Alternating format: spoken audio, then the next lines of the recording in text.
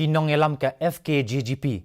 Hini kasngi gila Lait banyak kendo yau chairman ka Pynkloi Public Service Commission uba Paul Reader Marwen ban pinsngo ya ka Jingthung kam ban pinstet ya ka Jingthung kam ha kitanat batli ha ka sarkar jala.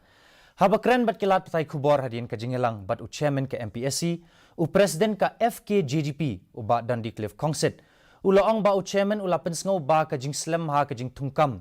Kalong ban namar kidan palat arpau hajar ngut kinong thep kam na kebenta santli ki pos balan.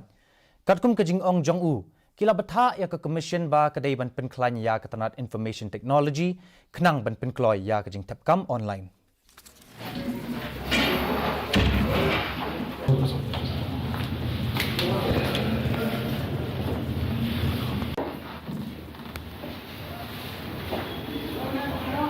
The reason which he have informed us that there's a slow process with regards to the recruitment is due to the large number of the applicants for a small number of posts also.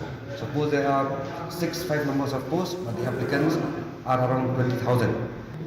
We have talked, and he also disagree with us that it is high time for the state government to create its own IT cells within the Mpsc office, so that it will take advantage of the technology by like online application, so on and so forth.